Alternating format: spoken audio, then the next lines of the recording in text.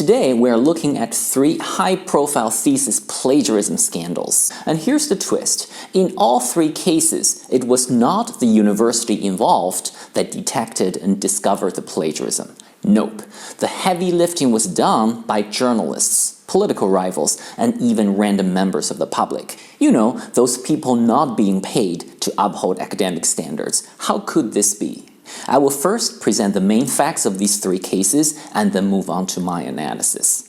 Case number 1. Karl-Theodor zu Guttenberg. In 2007, Guttenberg obtained his doctorate in law from the University of Bayreuth. By early 2011, he was serving as Germany's Minister of Defense. In February of 2011, a law professor from University of Bremen discovered unattributed passages in Guttenberg's dissertation while preparing a scholarly review of the work for the legal journal Critical Justice. This University of Bremen professor shared his findings with the media, which began investigating and soon published the allegations, prompting the creation of the crowdsourced Guttenberg Wiki that documented extensive plagiarism throughout the dissertation. Guttenberg Wiki reported that a significant portion of the dissertation contained uncredited material, including text from a Parliamentary Research Service report as well as various other scholarly sources. Following intense media coverage and public criticism,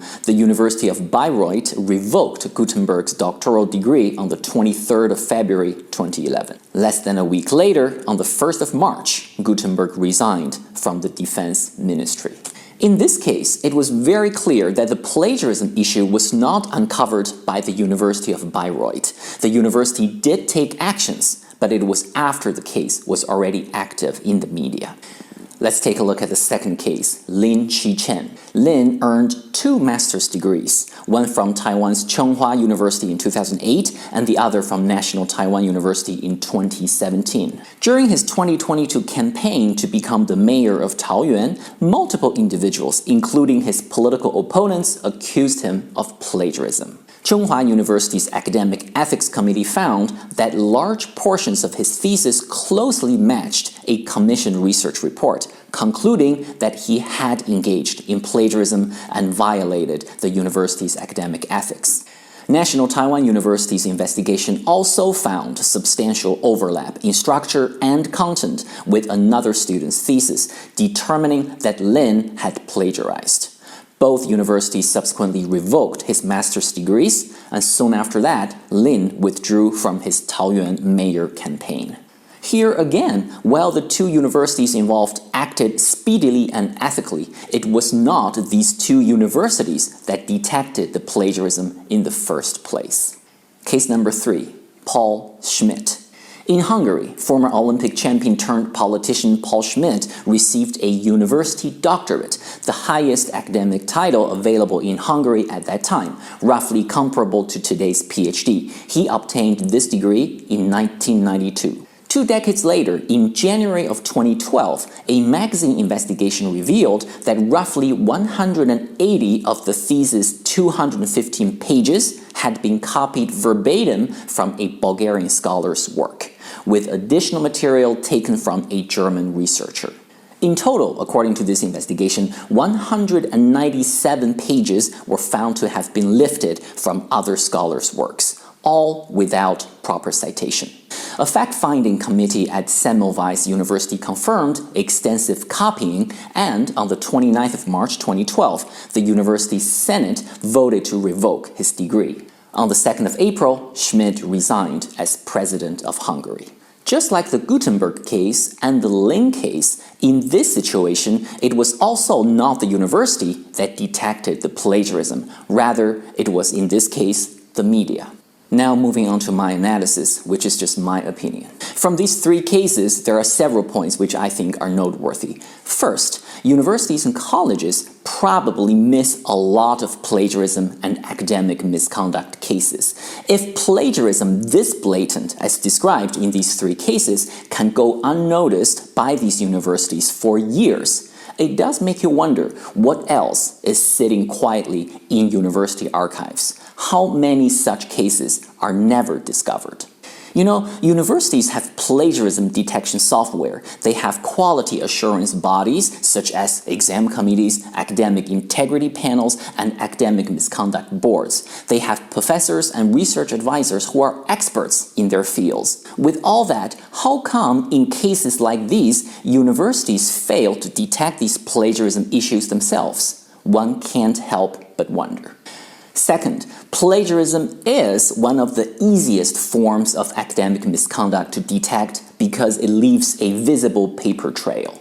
If even this can slip past universities, what does that say about their ability to detect more complex and subtle forms of misconduct? It doesn't make one feel very confident. Third, bodies such as exam committees and academic misconduct boards are often reactive.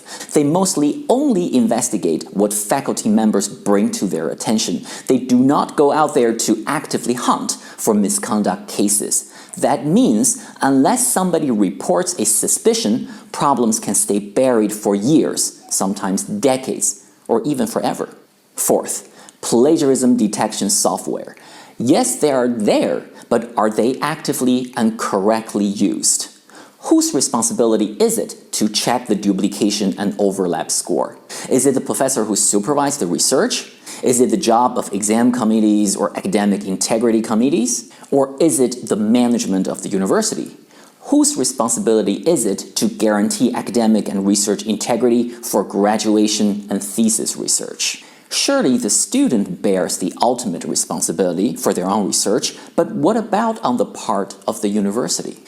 And finally, artificial intelligence. Traditional copy-paste plagiarism might soon become a thing of the past. Why plagiarize when you can have generative AI tools whip up something for you in seconds? Universities will soon be less worried about detecting copy-paste and more worried about detecting whether the person who wrote the thesis actually has any real knowledge on that subject matter. As time and technologies change, the quality assurance and investigative focus of exam committees and similar bodies within universities will also need to change. The problem is technologies change fast. Universities tend to move very slowly. Now is the time for them to be more proactive, and they must move faster. Otherwise, the outcomes mentioned in these three cases here will remain the same for universities, catching misconduct only when it is too public to ignore. So these are my thoughts on these three plagiarism scandals. On my channel, and specifically in this playlist, we will cover more cases involving academic misconduct, academic disputes and lawsuits, and other higher education controversies. If you find these topics interesting, please stay tuned. I invite you to leave your thoughts and remarks on these three cases in the comments down below. Thanks for watching this Ranywayz random video. Please like and subscribe, and I'll see you next time.